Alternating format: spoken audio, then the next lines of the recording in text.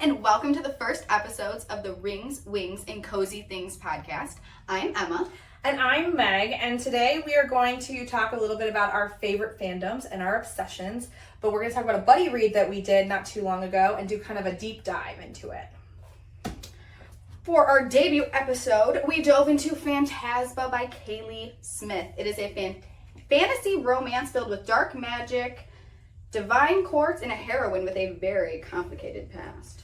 So we're going to talk today about what we loved, maybe some things that raised an eyebrow that maybe we didn't 100% love, but also some themes and stuff that lingered with us that we still talk about, even though it's been 3-4 weeks maybe? Yeah, I think it's been a little bit. Yeah, I think so too. And we're going to kind of just dig into that today. We have a lot to unpack, so let's get started. Really quick, before we dive in, if you've never read Phantasma before, first of all, what are you doing here? We're going to talk about it and spoil it. So pause and then come back another time. Yes. If you have read it, but it's been a while and you don't really quite remember it, just to cover it real quick, it's the first book in the Wicked Game series by Kaylie Smith. There is a second book already out, so you don't have to wait for, all of those questions to be answered. But it does stand alone.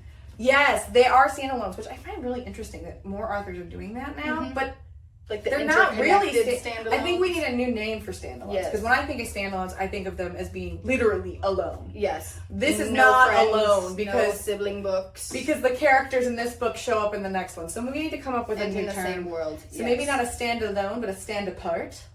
Ooh, right? I love that. I like that. But so anyway, this book follows the character of Ophelia, and she's recently discovered, which we'll get into why I think it's so funny, that her mother has been brutally murdered, and she's kind of stuck in a really rough position as being the oldest sister and having to figure out how to navigate all of those things. And she ends up entering a really twisted and deadly competition called Phantasma. Hosted at the Devil's Manor. Which is what they call it. So you kind of get an idea that it's not a place for the faint of heart. This book does take place in kind of an alternative version of New Orleans. So it's got a lot of dark gothic vibes, a lot of creepy kind of voodoo-ish, just haunted bayou stuff, which is really cool because I'd never really read a dark romance that's this immersive. Yes. Yeah, I felt like this was the ugly, scary cousin of this Princess and the Frog. You go down there to get some beignets and to sing. This is not where you go to sing. And then you go down Bourbon Street and head into this. And this is where you find all the creepy guys. Yeah. So anyway, she's going to enter this competition, and in doing so, she meets a lot of really shitty people. They're just not great people, but it makes sense because if you're going to enter a deadly competition, you clearly have no other options, right? Yes. We see that with Katniss and all of those other characters that just don't have a choice. So Ophelia goes in. You should also know that she is a necromancer, which means she does have magical powers, but she's by no means a superhero with super strength and the ability to really protect herself beyond the fact that she can see and talk to the spirits and specters and ghouls and ghosts from the other side. And if you own a copy of this lovely book, take a gander at this hierarchy of paranormal beings, because it'll help you out a lot when figuring out what all of these things mean when we talk about them. Ghosts and phantoms and paranormals and seers and the things. So, yeah. If I remember correctly, when we first started reading, we read the first 8 or 9 chapters, and all of our questions could have been answered by this chart. Looking at that first page.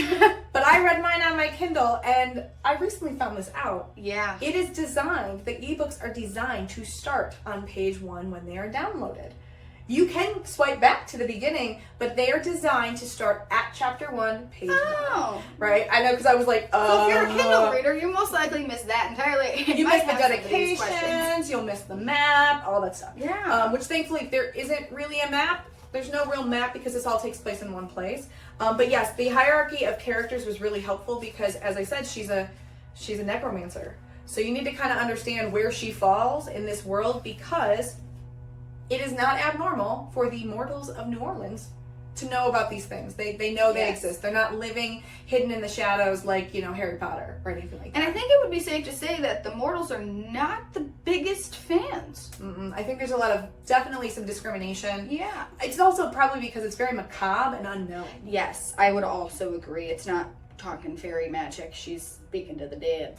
Yeah, and a lot of the people that do interact with these more seedy characters are doing so for selfish reasons, right? They're making deals with devils because of something they need to get out of, which actually is something a lot of the characters in the games are doing, is they're trying to get out of debt or a gambling thing or bring back a loved one who died as a result of their bad choices.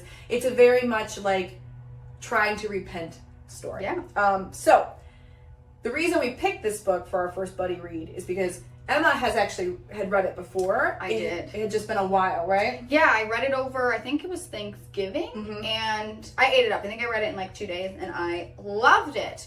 But as always, I tend to fly through books and miss a lot, and kind of read for the vibes, and not really the quality, maybe is the word, or in-depthness. Yeah, I was going to say content. And so I was very excited to hop on this journey with you, because I know that's kind of your rabbit hole there. Yeah, I do love to go down those rabbit holes. And this actually ended up being a book that our book club that Emma and I are a part of picked. Like, it was in the pot, yes, but that's because, I mean, it's all over social media. It's not a surprise that of a 10-woman club, someone's gonna put that one in the ring. Yes. But it was actually chosen by our club, and so it gave me the kick in the pants to read it, and Emma a chance to revisit it and see what she remembered and if it really stood up past the vibes. Yes. Now, it is hard and easy to divide. So if you're planning to do this with a buddy read, take some time to actually like look at the book, because it's not really broken down into parts. It's broken into chapters, but the chapters all have varying length, and some of them are like you don't want to stop right after this because they're about to be a big deal. I can say that if you read to the end of chapter 7, that's a good stopping point. Yes, the end of chapter 7 is a good stopping point. We did potentially not look at how many chapters were in the book when we first divided it and screwed up a little bit, but we figured it out by the end. But we were left a couple times on a chapter where we were like, wait, what? We have to stop. Yep. Don't use ChatGPT, kids. It's not perfect. That's what I did, was I had asked ChatGPT the best way to divide this out, because Emma and I don't live near each other, and so we wanted to make sure that we finished the book by book club, but also like we had things to talk about when we would meet up. ChatGPT thought it only had 22 chapters, and I can tell you it does not. Yeah. So that was why we read 7 chapters, and then we went 40 pages a week. What? Gosh, this is easy. Then we went from chapter 8 to chapter 30. We were like, oh, by the way, the second chunk 4 days, by the way, you got to finish out the book. Massive. But, you know, originally when we talked about making this podcast, we thought we would kind of go into a lot of the book. But in reality, it's kind of a predictable but not predictable book. It has all the tropes and the vibes that people like. It's got a really strong female character who really goes fucking through it. Yeah. Like, she goes through it in, like, probably the worst place you could.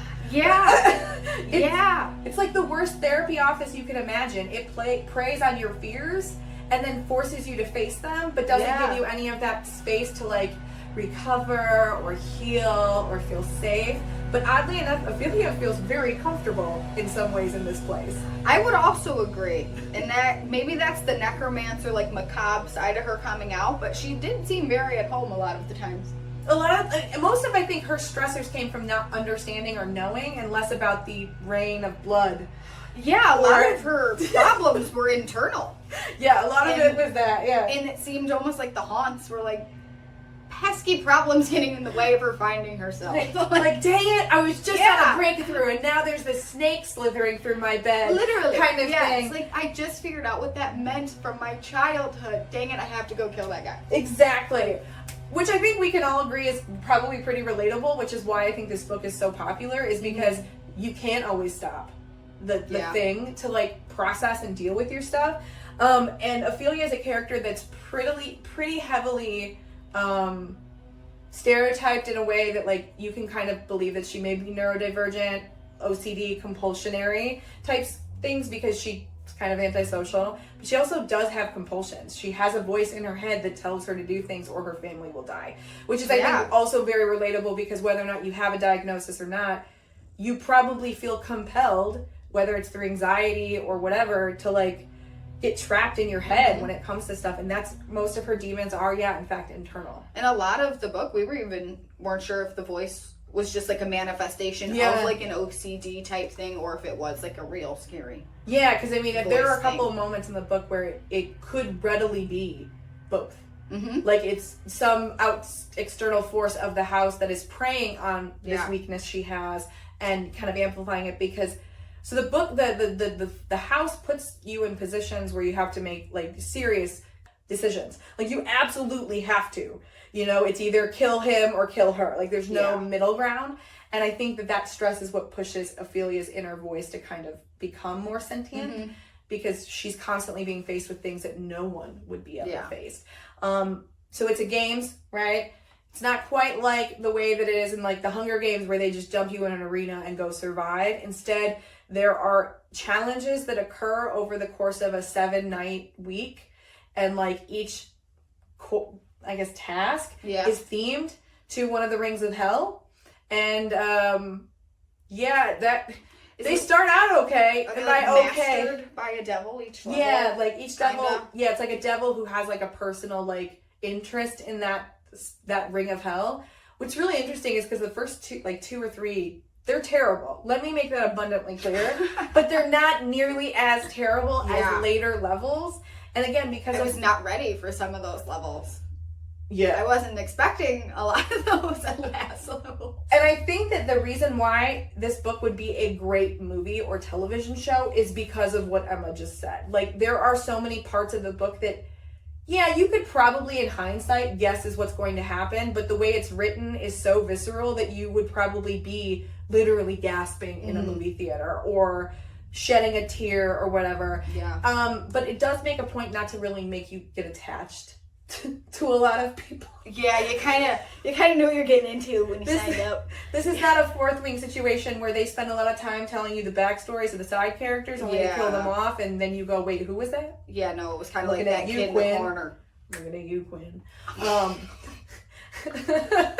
No shade. But no, you don't really get super attached to any of them, because although you will die, like death is actually a risk, you can leave the games. You just forfeit. Yeah. You just tap out. Now, if you've made deals with devils within the games to save yourself, you're still on the hook for those. But if you lose and you don't die, you can leave. So there is at least there is an out. There's an after for people that just can't. It's not like win or die. Right. It's very much not the we're just gonna leave you in here until one of you's alive. Yeah. It's not really like that. Although there is the element that if there are too many competitors that are alive at the end, they will have to like duke it out. Hunger Games type style. Yeah, kind of like a big old fight. But there's naturally a villain, but there's also like sub-villains, I think, in this book a lot. Like the overarching villain is the owner of this house, essentially, or whoever has killed her mother, or whoever has taken her sister and whatnot. But then there's also like a lot of like characters that are clearly extensions of the villain. Yes. That are there to sow discourse and like make issues. And there's a human competitor villain. What's his name again? I didn't like it's him. Jerkish, and we were like, it was Jerkish. It's essentially your Jack Barlow character, your Cain from Throne of Glass character. His entire job is to nettle and push Ophelia over the edge. Cade. See, I knew it was something. Dickish. It even sounds dickish. It's the C's, man. Yeah, you knew. Yeah. You knew he was gonna be an ass. He's an ass. And you know, it's so funny too, because a lot of it for most of the book seems really misdirected. Like, why is he pissed at her? Yeah, he's so mad at her the whole time, and you're just like, get a grip. Like, there are bigger fish to fry here in the You're house clearly in this house. Like what? Focus on yourself. Literally. But no, he does get his in the end, so fear not. Oh, yes, he does, and it's good. It's good. I do feel now in hindsight it was a little anticlimactic, only because like I wanted someone to like rip his throat out. I didn't get that, but it was okay. I was satisfied. But I also think that if we were to see it would be way more impactful, because it's like because they're, you know, they don't really specify with a time period, but it sounds kind of Victorian-ish. So the fact that she's able to do a lot of this stuff in a corset is pretty impressive. We struggled a little bit with the time period. Full sleeves. Well, I did. Okay, so I Googled it because I was like desperate to figure it out. And I think according to Kaylie Smith's website, it's something like, It's supposed to be in the 1900s. Okay. Like, but it isn't. It's like a we had thought like early 1900s. It's Gothic like a New Orleans. Yeah, it's like a multiverse type situation where I guess it's like, according to her, it's New Orleans in a heavily Victorian Gothic time period, 1906 to 1908. So because there are some elements, like there's a car, they call it a car, but they also sometimes call it it's like they call it like a motor. Like, yeah, but then Genevieve, her sister, is over there like, I fucked him in the back of a wagon, and you're like, whoa, exactly. And you know how a lot of books, I don't know any 20th century people. They also talk about there being like phone calls, and like I remember in the 1900s there were phones, but it was like you called the operator and you literally you just picked it up and were like, please connect me to New York you're City. not like, I just think of there's a musical with Julie Garland, Meet Me in St. Louis, and that's like that's what exactly they are wearing: full sleeves, full collars, boots and socks and stockings. You never see an ankle or a wrist ever. But what's funny about this is they spent Kaylie Smith spends a lot of time setting the. I know you don't ever, but Kaylie Smith spends a lot of time, almost distractingly, describing the setting and the clothes. Like she uses a lot of color theory. For those of you out there that might not know what that is, there's in literature, color has symbolism. It tends to mean things, and so like if you put somebody in white, that's the purity thing, and red, you know, sultry or evil. She uses so much color. Like, so much color. And I never noticed the color first read around, and then our first check-in after chapter 7, Megan had mentioned, like, do you notice the color? And I was like, I didn't notice. Then I started to notice. And oh dear God. Yeah. And like, there's a lot. Kaylie Smith, if you're out there, we was love still you. A great book. It was fabulous. Honey, we know what color his eyes are. We know. We know if they're she said emerald. green eyes one more time. Emerald, chartreuse. Viridian. Because the way I see it is this: a lot of authors will sometimes use things like that to distract from maybe a flimsy plot. That's not the case with this book. This book is very good. That's what I was going to say as well. Is like the plot is there. It's just it was almost like extra detail that didn't need to be there. I would agree. Just because like obsidian, onyx, black, midnight, those are all essentially the same. They're all black. Maybe to the layman, Jerry. Obsidian, Onyx, Midnight, Lost Soul, Rolling Blackout, Sleeping Panther, and Void by Armani. Hey, Jerry, does this look black to you too? And because we're not seeing it, this book is going to be great if it's ever made into a movie because all of the colors are right there. I would love that. But with that, you're constantly kind of reminded by their clothes.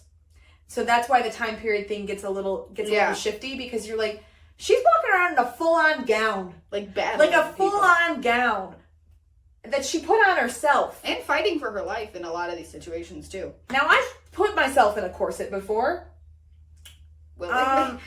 Yeah. And it's not easy. So the idea that she's, like, in these full get-ups and to wander around and then kill things. Successfully. Yeah. And they never once really become a hindrance. I can't breathe. Yes, I'm a bit nervous myself. Yeah. And they never once really become a hindrance. No. Like, I don't recall someone ever saying, like, and then her, Nothing. petticoat got stuck. Nothing. No. Or her crinoline was showing. Yeah. No, and you know what else? Okay. Sidebar. I'm weird about a lot of things. I'm weird about undergarments. Right? Let me clarify. When the book is spicy with a capital S, and I'm here for it. But I have a neurodivergent brain, so my brain kind of picks on weird things at very inopportune moments, like when characters are getting it on.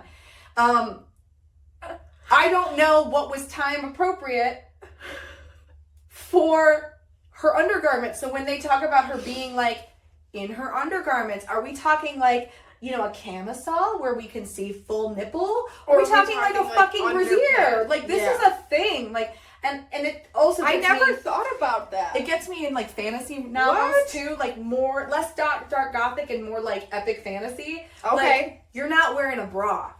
Yeah. So when they're talking about like unbanding their breasts, that makes sense, right? That's their equivalent to a sports bra, right? Tap those babies down.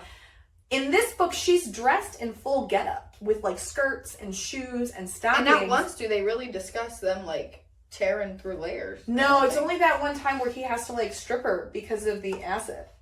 Oh. So there's an element where they're trying to suss out a mystery that has been plaguing not only Ophelia but the character of Blackwell, who is the male character that's like the love interest, bestie, kind of alliance banter thing. guy. He's trapped in the house. It's a whole thing. I can't get into it or I'll spoil all of it. But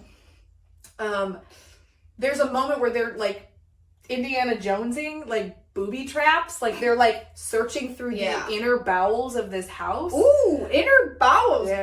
Good word, Megan. It made me think of, if you've ever seen that Bob's Burgers episode where Bob is in the walls of his apartment because like I've never seen Bob's Burgers. Okay, first of all, fix that. Second of all, they're in the house. Like they're literally in the walls, right? The bowels of it. And there's a magical house that changes. It's a Scrabble word. Yeah, it is. I think, just don't forget that E, otherwise it becomes bowls. So essentially what happens is they're trying to suss out this mystery and it's booby trapped. And at one point there is like acid associated. And it gets onto her clothes and starts burning through her clothing, and so it makes the only way to get it is to rip her out of it, to get her out of her clothes. But this is what's so interesting about this instant. It is such a violent removal of clothes, like it's the kind of like get it off kind of thing. I'm on fire. But then she doesn't recognize that she's, as they describe it, nude. Yeah, she's just so kind of is she actually naked? Or is she in her undergarments, which are kind of nudish because they, because the whole concept of Victorian clothing and a lot of like Edwardian and is just, you can't see the body. Yeah. You create a shape with your body that they believe is pleasing. That's why the corset and then the shoulders and everything. But if you're wearing anything tight or form-fitting, they don't want to see that because it's risque. So my thought is if she's nude, it's because she's wearing a camisole and underwear that like don't hide anything, and she doesn't realize it. In fact, she sits and has like a monologue tantrum on the floor before he goes, listen, your point makes sense, but it would be a stronger point if you weren't naked. And I don't know about you guys out there in the world. You would think for like such a modest gal, she might be like, like that's what I'm saying. Like I would know if I'm nude. I would know now. I mean, but that's why it's like there's a little bit of those weird like time period things that can kind of take you out of the situation where you're like, wait, where are they? When are they? Yeah. She seems very comfortable without them on, and you're kind of like, what? Yeah, there's a lot of those weird moments where you're just like, I will question it. The back of this book tells me. This is my biggest, I'm going to say my only Your only complaint. Your big pet peeve? It says, Ophelia discovers her mother brutally murdered. And then in the first chapter of the book. Oh yeah, like what's the first page? It goes on to say, hold on, gotta find it. About how her mother was lifeless body. And it looked like she just simply retired to the floor and there was no foul play. You can't tell me she was brutally murdered and then say retired on the floor and there was no foul play. That's the only thing that drives me crazy because now it was right. Well, and oddly enough, that isn't even the motivating factor of the book. And I don't think either of those two things actually happened. No. I mean, and they're not. I know how she died, and I don't think she retired easily on the floor, and I don't think she was brutally murdered. Well, and I also think that, like, it doesn't end up mattering. At all! All you need to know is that because the mother dies, her powers pass to Ophelia. That's it. She could have been hit by a car. Like, it does not matter at all. It doesn't matter at all. So for that to be part of the book blurb is, like, one of the things that we struggled with the most because having never read it, I was constantly asking, what about the mom? She was discovered brutally murdered. Well, she was up to something. Because there are things that undercover that like, make it sound like maybe she wasn't being honest. But that's not even the push of the book. And even Ophelia finding Genevieve, although it is the motivating factor, it's still not fully what I would classify as like the reason for the hero's journey. Yeah. I think subconsciously she needs to figure her own stuff out.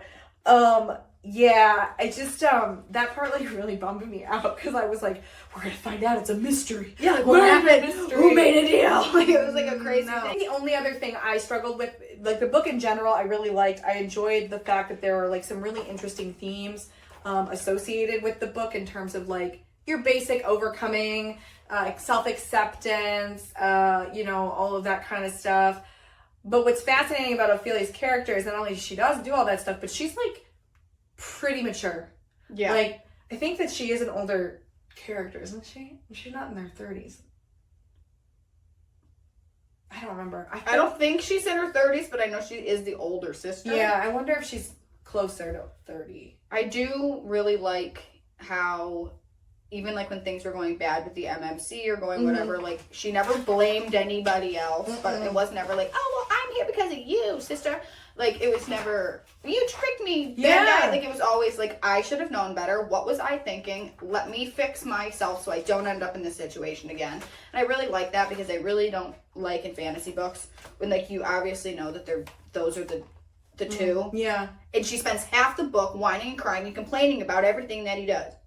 Or why she's in this situation, or why am I in the castle? And you're like, dude, we know you're going to end up together at the end. Can you just shut up and accept it? Yeah, well, and it's right up there with he did something wrong, and you're treating it like it's a catastrophe. And you do stuff all the time. Yeah. Wrong. So I think that was really nice is that, like, most of Ophelia's anger and negative emotions come from unanswered questions, not from the answers. Mm-hmm. So, like, she's obviously pissed at her sister for keeping things from her. But she's not pissed at her sister for lying. She's more pissed about not knowing. Yeah. That's it. Which is where that kind of like neurodivergent and thing she even comes in. back around to say like, what haven't I been doing to make you feel like you couldn't tell me it's those a lot. answers? Yeah, it's a lot more self-reflective. And you're like, wow, what a mature queen. I agree. Like, thank you. Well, and it's like, you know how a lot of fantasy romance novels always have like, it's not quite a third act breakup, but it's like an event that like tests the relationship. And it's usually a form of betrayal, right? Or like, I don't really know you. Or how could you keep this from me? Anymore. Or like, I never considered. Yeah. So in Phantasma, there is a moment of that because Blackwell is a guy who's been trapped in this house for a very long time. He does have knowledge. The rub is that he doesn't remember. That's important. But when it's found out that he has kept information from Ophelia, but he did so because he couldn't trust his own memory and didn't want to make things worse, rather than get upset and break up with him and slam the door and I'll never trust him again, you'll always be my enemy kind of thing. She's like, that was really shitty, but I get it. I'm a little upset. But let's go fight this guy. Mm-hmm. You know, still have a main goal to handle. Yeah. Spoiler, you find out at the very end of the book who the owner of the house is, and I didn't see it coming. I didn't either. Don't think I did. I didn't even see it coming the second time around. Yeah, but she's not even as pissed about it as I would think you would be. I was pissed more than I think she was pissed. I was more, but I think I had the same. I'm pissed because what? Yeah. Yeah. But not so much of a son of a bitch, you bastard, and you used her for her body. Loved watching like all of our questions that we had talked about, just being like, ha ha ha, like all the answers. It was like all the light bulbs were going off, and it was I did send you a very aggressive, maybe multiple very aggressive. You were pretty aggressive, but I loved it because I was like, yay, this is exciting. But like Ophelia was really chill about it. Like she was a little confused and like, oh. That sucks for you. Yeah, this is so shitty. And you're like, oh, but honey. Like, yeah. Like, and that's really, really, really, really cool. I think what I didn't like beyond the mom over dramatization is I'm not a big fan of sister conflict for the sake of sister conflict. The way the first beginning of the book unfolds is that she and her sister are pretty close. Sisters, sisters, there were never such devoted sisters. Like, they get along very well. They knew exactly what to do in finding mom dead. Like, it was very, like, we are a unit. But it's also not just older sister always doing things. Like, Genevieve was like, I'll take care of it. I'll do this, I'll do that. Granted, she has secrets and shadiness. But I don't like when they put conflict between siblings for the sake of conflict. Yeah. Like, the idea that Genevieve would be hiding stuff that would be so detrimental and dangerous to Ophelia that it would cause Ophelia to enter this competition to track her sister down. But then also finally find her and then be like, it's fine. It's cool. It's totally fine. I watched a lot of people die. I know. I myself have also almost died. And I've killed a few. And then thank you for bringing me here on this journey of and then sisterhood. on top of it, Genevieve is like, it's whatever. Literally, just like, I know I kept like 47 things from you, and like you ended up in this like horrible murder competition because of me, and like all this shit from your life and childhood and current future I knew for like ever, and like me and mom both were like, yeah, we're not gonna tell you, but like we're here now, and like it's okay because we love each other, and we both came here for the same. And she just like, yeah, you're right, sister. You know my code. Hose before bros. Uteruses before deuteruses. Got it. Ovaries before brovaries. They're fine. It's the flippancy also of Genevieve in terms of where she is. And I'm like, you're literally in the hell. You were in a house of horrors, and at one point, Ophelia even says, you brought perfume? And Genevieve says, you never know who you're going to meet. It was raining blood from the ceiling. Like, what? A ghoul was climbing Somebody out of... went splat under a post of concrete. Like, no joke. Like, and it's fascinating because she's just so like, it is what But it we is, had homie. to smell like Chanel. Yeah, it is what it is, man. And like we mentioned earlier, some of these tasks are pretty freaking brutal. Like, like they're not for the faint of heart. They're not the kind of thing where you can at least go, well, you know, they didn't win, but they'll be okay. Perseverance. No, you're gonna plummet into like lava. Yeah, like and hot it's physical lava. and mental and psychological. Oh, and fun fact: if you die during the game, you stay at the house to continue to haunt the future like generations. You die and then become an employee with servitude for no benefits. In a really shitty paycheck. So yeah, like that was one thing that just kind of that's one of those things that like certain tropes that I don't like. This isn't even technically a trope, but it's like one of those things that when you come across it, the rest of the book better outweigh that one thing. But like because we did a deep dive of this and like I knew we were gonna do this conversation, like I paid a lot more attention to it than I normally did, and like I would agree. I wrote like copious notes about it. I don't want to do that for a lot of books. Because I would agree. It does disrupt your reading. It sucks the fun. Because every 2 seconds you're like, hold on, I gotta highlight, I gotta write note, I gotta, Megan! I know! Well, and then on top of that, like, there's weird, stupid shit that an author will include in a book, which is totally fine, that is not supposed to be something you think about. Like, I still can't let go that upon entering the competition, they have to, like, essentially, you know, sign a contract that's saying they will not hold the house liable for what happens to them. I'm sorry, is there a lawyer that's gonna sue the Devil's Mansion? That's another question. Who do you call when you want to sue Sinclair, the devil of Ring 7? Like, but it's actually something that you have to, like, I hereby, Ophelia, will not, and I remember sitting there going, you know, most warnings on products are because somebody did Sam them. Bernstein's not like, yes, let's. I was gonna go Jeffrey Feiger, you know. Oh, like, same thing. You know, yeah. for you. Sorry, Michigan reference. Oh no, Jorma. She's always watching. Oh, always. She always is. She will. But like, she'd win. But it was interesting because they take the author took that time to make it dialogue that not only the character said, but you also have to read, and it just got me thinking like. You don't put a hairdryer in the tub because somebody did that once. Coffee is hot. It says so on the cup because someone didn't know. Who the fuck tried to sue the devil? And one, apparently, because they had to put a clause in there that you're not allowed to do that anymore. But like that kind of stuff is fun, but it's like when you're doing a deep dive, you can't ignore it because almost everything seems like it's going to come back. Favorite task in the book was the vampire one. Ooh, the orgy? Yeah. Yeah. Well, I mean, that is essentially what it is. It's lust, Help me right? out like It's that. lust, right? Yeah. It was like, it's the first rule. Wait, whatever. It's like the second. It was lust. Yes, it was. Right? Well, she drank the lust potion, but I don't know if like each potions were different.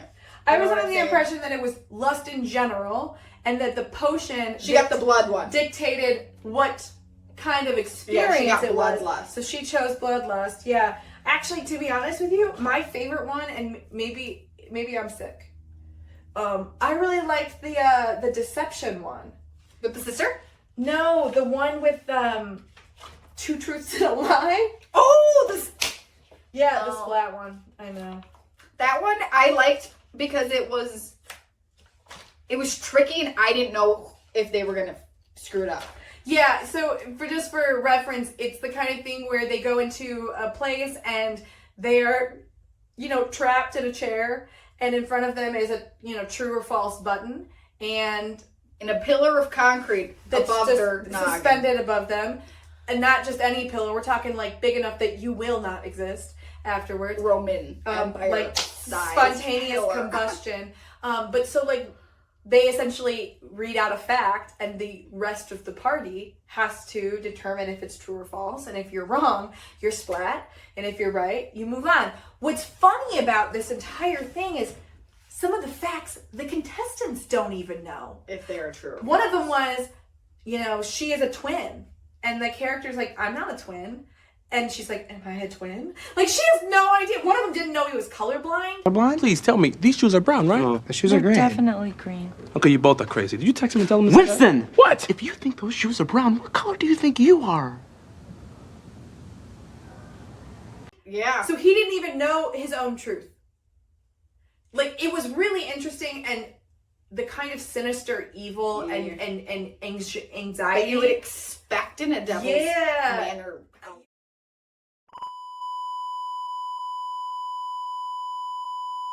2 hours later. What else did you like about this book?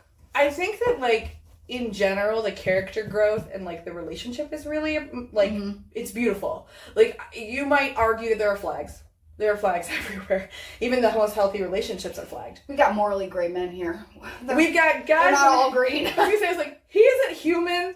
He's living forever. Yeah. There's a wide open room of areas of interpretation, but in general, I think their relationship is really positive. Yeah. I like main male characters that are strong, mature, independent, but also incredibly supportive. Yeah. So, like, Blackwell is the kind of character that is so supportive of Ophelia's growth and, like, overcoming her trauma and, like, helping her through stuff that at times I could understand if somebody sees it as almost like coddling, being obsessed, you care too much. But in reality, a lot of times women, we need the space to figure shit out ourselves with a patient person. That's what I was going to say. And having that person there, but not here is He's great. not, like, demanding, like, anything like that. And then also, like, he demonstrates, like, remorse and concern, and it's not all about sex. I also think that they're mature, like, their banter and humor is very well matched. Like, they're pretty well matched if you really think about it. Like, and I think that's what makes the book really enjoyable, is because you want them to keep interacting. Like, that was one of the things I was most sad about, was that learning that the second book is actually about Genevieve, Ophelia's sister. Yeah. Made me kind of sad. I know they were standalones or stand apart. But But, like, it made me sad because I would invest in the adventures of Ophelia and Blackwell. Yeah. Like, I would invest in that. It's kind of like if Outlander decided to stop focusing on Claire and Jamie and, like, okay, but they're there, but, like, just pretend they're not there anymore. And it's like, no, I want more of them. Their banter is fun. I think learning more about Blackwell would be really interesting. Yeah. Especially considering, again, spoiler alert, how the end wraps up and you learning of who Blackwell really is. Like, first of all, Ophelia is incredibly accepting of all that, but also, like, there's a story there that's not fully fleshed. Yeah, I'd love to know more about how his first love went and why he's here and the dad's sitch, because dad's still there. Well, and that's the thing, is the house was a punishment, right? You want to be banished to this house. They destroy the house. They defeat the house, and Dad doesn't come calling. Yeah, Dad's not. He's not tiffed like, at all. I'm proud of you, my boy. You finally figured it Yeah, out. they didn't imprison you there for like hundreds, I'm assuming, of years, and then you're just like, There was no real repercussion, Yeah. and that was kind of a bummer because like that's what I want of an epilogue, because the book does have an epilogue, but it's the cute wrap up. Yeah. 4 months later, We're which is happy at fine. home. But Yeah. I would have preferred a quick Little bit cutaway to something the else. villain to being like, Yeah. fuck. Yeah. Like, let's talk about this. Because that's usually what happens in a lot of books is, Voldemort gets the last chapter of Harry Potter because you're like, foiled again. And like, it's like, it's just that one of those things. But Well, overall, as I a liked gal it. who did read Enchantra, I really liked it, and I think I liked Enchantra better than Phantasma overall. But I'm curious to possibly reread it because after rereading this one, I'm not Genevieve's biggest fan. But I remember really liking her when I read Enchantra. So something there had to have switched. So I'm interested to maybe Or give maybe that one a reread too. Maybe it didn't switch, but maybe it gets fleshed out a bit more. Maybe, yeah. Because that's the one You thing learn a that little bit more about her. I think that we missed a lot of is more of the origin Mhm. of Ophelia, Genevieve, and their mother. Like, because we find out much later in the book, like, they do have a father and that, like, they've been moving and on the run. But, like, what was that like? Yeah. They also reference how differently both girls were raised because of Ophelia's destiny to That was become... a big part of the beginning of the book. But there's not a lot of flashbacks. There aren't very many of those, nightmares where you're reliving a childhood the experience. instance where Genevieve's off traveling the world doing all the things and you're stuck doing the paperwork. Yeah, or whatever. there's very... Or the hard family life. Yeah. There's just very little, like, beyond the context. Like, this is what happened. There's not a whole lot beyond that. So maybe Enchantra offers more of that because, like, we've established that there is a happily ever after for Ophelia. And, like, we do learn through their conversation, like we said earlier, that wasn't the most closure giving, that, like, Ophelia and Genevieve have kind of been, like, caring for each other. Yeah. Without the other knowing. Mm-hmm. So Genevieve's been doing a lot of things and having these dreams and thinking only of her sister in behind the scenes. And then the other one's doing the exact same thing behind the scenes. Yeah. They just, like, never wanted to tell the other one that they actually were, like... Exactly. There for them. And as a sister, that's, like, the worst thing you can do. Like, it's actually bad in any relationship to try to think of what the other person's going to say or do or respond to something and try to keep them from that. Because that's Genevieve's entire push is, I want to keep this from her because if Ophelia knew, it would destroy her. Okay, but that's not your choice. And the same token, Ophelia's like, I'm just going to accept my burden of being a lost soul and never having a life because I couldn't put that on my sister. Why don't you ask her? Yeah, because she wasn't necessarily not down like to take some of that burden from you. And just had actually... to talk. And maybe it didn't need to, like, go to the hell house to have that conversation, but, over coffee. It made for a really good book. It did. And like I said, it's funny because there were few books that I compared it to while I was reading, but I have likened books that I've read since to it. Like, oh, that's kind of like this. Yeah. Like, the only people that really reminded me of characters was Blackwell because, like, the fantasy male role is kind of... It has the ability to be unique, but not the ability to, like, really stand out as much anymore. But I really enjoyed his character a lot. And I agree. The last... And he was blonde, and I didn't hate him. I'm terrible with character descriptions, because I saw fan art of him after, and I was like... that was not the dark-haired beauty I was dreaming of. No, I think part of it is, like, you know how you think you can, like, you have your own idea of what you look like? I don't think that way. So, like, I don't think about what the characters look like ever. Like, I never envision them, which is why I'm always so open to fan art, because I'm like, show me what you interpret them. The heroine's always me. Well, that's nice. That's good for you. I'm always the side character. Well, see, I loved Enchantra because Genevieve's a curvy gal. And I like that a little bit. I feel like I would always be, like, the friend. I would just always be over the... I'd be Poe. I liked Poe. Love Poe. I was about to say it until the end, and then I was a little Spoiler mad about alert! it. Poe was my homie until the end. I was like, wait, just kidding. Like, But see, maybe I that's don't like something you else now. they kind of just glaze over, is that Poe becomes Blackwell's friend. And even though he's supposed to be spying. They mentioned, like, a familiar, too, under the paranormal beings, and then you told me what it was, and I had, like, a revelation moment halfway through the book, and I was like, he's a familiar! And then they, like, never talk about it. Never talk about it again. But that's, like, another piece of the puzzle that I think, like, a flashback or an epilogue chapter, because the end, like when the owner of the house is revealed, they do go back in time in Blackwell's history, and you get like a brief snapshot of to like what was the culminating event that brought him to this point. I would have loved maybe another one of those. I would have loved just to know a little bit more, because was Poe just a cat? Was he just a cat? Or was he a soul, like a shifter or something that died, but like in cat form? Do you know what I mean? Like, there's a lot of things you could do with that, and I'm sure given that this is a series, there are going to be other things. And I think we did theorize that book 1 is about Ophelia, book 2 is about Genevieve, and then like book 3 would be like maybe together, maybe them coming to fight, you know, the ultimate baddie, or something. But you know, there were very few moments in the book where I was like, oh, this is so predictable. It's just like the duh. No, if anything, the things that you would catch that would be similar are things you're supposed to catch that are similar. Like, it's a trials and deadly game. To be that way. Yeah, it's like there's a love thing, there's a mystery, there's trials, and you know, that's all stuff that you kind of expect within the genre. Like, you know. I will say, there is a note from the author on OCD in the back.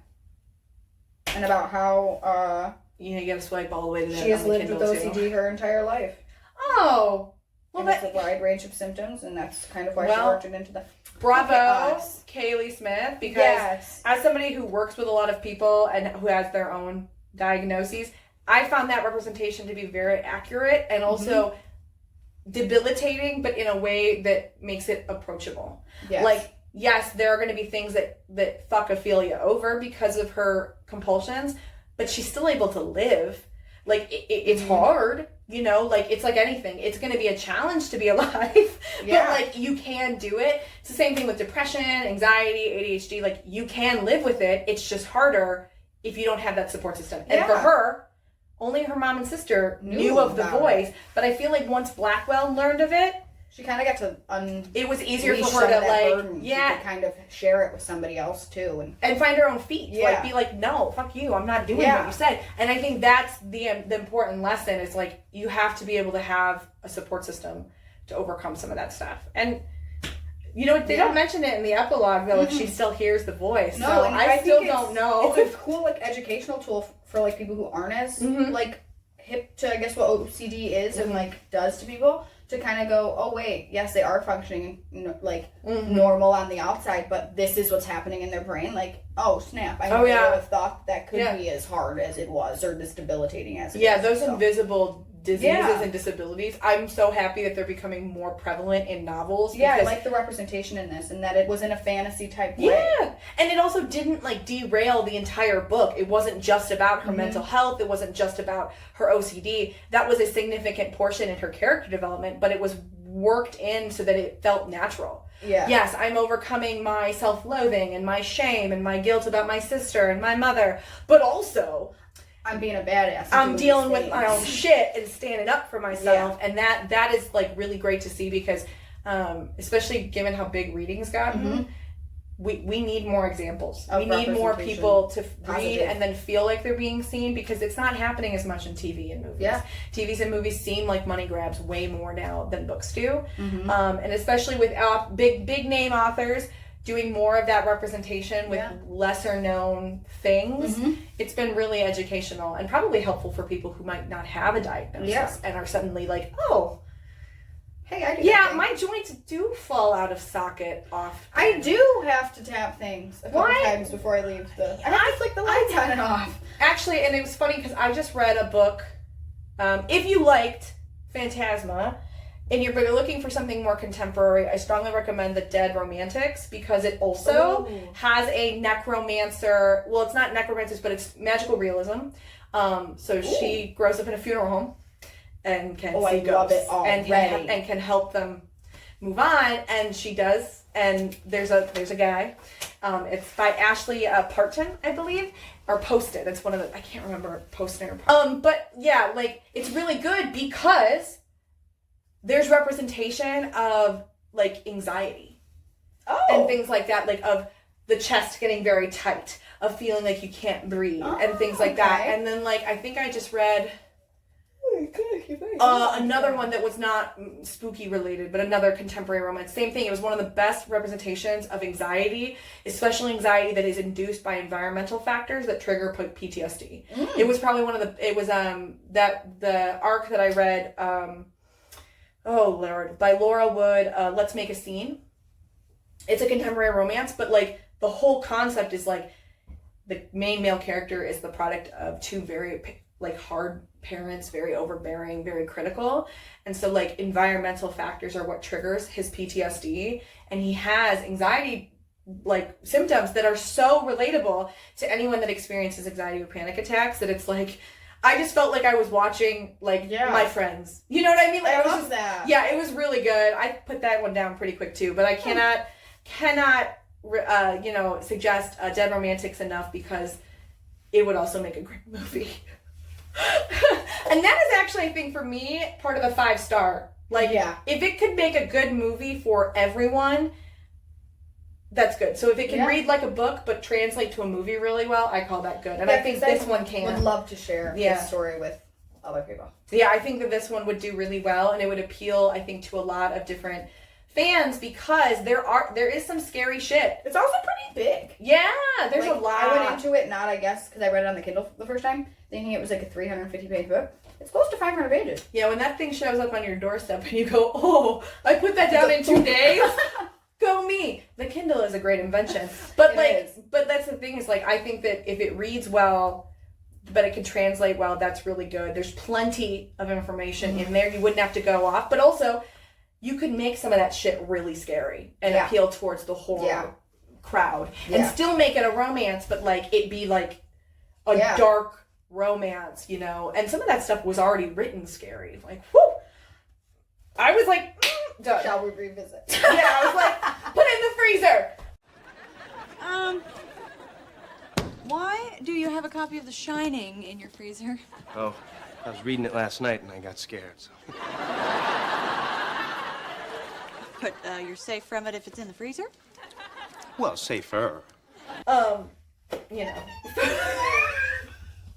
But outside of that, like, I think that the book is very good if you are starting to get into the genre in general. I think it's a nice intro because, again, it has all the good fence posts, the good, like, you know, tension and slow burn, and then, like, it's not quite enemies to lovers because they're never enemies, but, like, they're not on the same side. Yeah, it's more of, like, a common goal at first, yeah, maybe? I was going to say, like, allies to lovers, but, like, also the fact that, like, the situation even makes allies a kind of rarity. Yeah. You know, because only one can win. So you're not, you know, teaming up that way. Definitely a lot of cool moments to, like, speculate and theorize and Super fun to, like, you know, piece the puzzle together. I mean, we were like complete conspiracy theorists. We were like drawing the lines and... Like, no joke. It was a whole thing. And granted, our book club did not do that, but it's cool. It's fine. It's fine. That's why we have this now. Yes, exactly. Now you guys can feel the crazy all together. But so, yeah, I mean, thank you so much for sticking around and talking with us for a little bit about Phantasma by Kaylie Smith. We are hoping to do this for a few more books. Plated Prisoner, if anyone's interested. In that case, I've read the series, but she has not. And I need to reread the series because Goldfinch. I need to read it. Oh, it's the last book. Is it already out? Yeah. It's been out since like November. And I've been waiting to read it because I had so many. You remember how many books came out last year? So we gotta get on that. And I'm like, but so much happened that I remember the last book really well. But maybe not the other ones. But I think that because it's the last one, I need to go at it from the beginning and get that like whole the ramp up. Yeah. Also, a friend of mine at work just read it, and she did like what one of our other friends did with Fourth Wing, where she like Storm dropped and she read the whole series, so she got so smart. So she did the same thing. Like she waited until a series came out and did a whole read of it, and you know she comes into work and I'm just like, how was it? She goes, I can't stop thinking about it. It was so good. I can't tell you anything. And then she walked away, and I'm like, what? Wait, no. What happened? Like, so I've been dying, but I've been so excited to share this because not a lot of people in my circle have read the Plated Prisoner series. Yeah, it's weird because I think that people look at it and think it's YA, and it's not. Lots of sensory, like lots of trigger warnings, just, you know. But like In the chili pepper kind of no, way? I don't think it's any spicier than some of the stuff we've read. Okay. But it does touch on a lot of like gaslighting, Stockholm syndrome, assault. Okay. I mean, the main character's in a cage. Granted, the cage is the size of like a penthouse apartment. But a cage nonetheless. But it is a cage that she can't leave. So, but like it's really good, and it's not one of those stories that like does anything groundbreaking, but it does it in a unique way. I think I said the same thing about Quicksilver. Like, it's got all the pieces you love, but they rearrange the pieces so you're interested. You've never read before. It's a really unique take on it. And Plated Prisoner does Fae, but also plays on like Midas. You know, like the touch of gold and all that stuff. That's kind of cool. And in that world, there are no Fae. So, like, it's really interesting because there was Fae. Yeah, I've really been into the books of, like, steering, still in fantasy, but a little less Fae. Yeah. Trying to see what other ways I can... Oh, yeah, and then... pathways this world takes, you know? Yeah, and a lot of it is just, like, it's not even, like, they're mentioned in legend, but, like, it's not a thing until, like, I don't know, book 4. Yeah. I'm so excited. So, if you want to enjoy that with us, come back once we get through... I don't know, the first book, second book, all of them. Because if it's anything like my reread of Throne of Glass right now, it's happening hot, heavy, and fast. Oh! So, like, let's go. I love that let's for you. go. Yeah, I think I read Throne of Glass in like 3 days, and I'm almost done with really? Yeah, I'm in this Beasts of Briar. Yeah, I'm gonna have to look into that one. That's a lot, and I am loving every minute of it. Well, see, and that's good, and especially now that I've found I'm audiobooks. devouring these 4 princes like it is my damn job. My job. Oh my god, don't you sometimes wish that, like, I don't know if it's a wish, but it's like, I wish everyone could feel this way. Right? About books. Like, I just want to share this feeling. Like, and my mom's like, should I read it? I'm like, absolutely not. I know, we should make... Absolutely not. I think we should, like, cultivate a list just for, like, moms and older adults who we don't want to talk about sex with. But they need to But they feel should these still, feelings. like... Because not all the books are, like... I don't mind books that have no spice.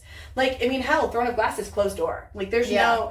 But... It's the romance and the relationship building that I think is what's so... In the anticipation, good. Yeah. and when you fall over the edge and they finally do it, and you're like, yes! Awesome. Well, it's right up there with the whole argument that it's not smut. It's not, because we're not just watching porn. We're not just reading. Oh, I've read some books. I have, and they are not these. But they're not. That's not what we're looking for. Exactly. We're looking for like the actual like. It's like watching. There's a reason that they're having sex. Yeah, it's watching a really good show, drama that happens to have spice, but that's not the focal point. Versus watching, cable porn. Yeah. Agreed. But anyway. With that being said, thank you for joining us for our first episode of the Rings, Wings, and Cozy Things podcast. And we'll see you soon. All right. Bye. Bye.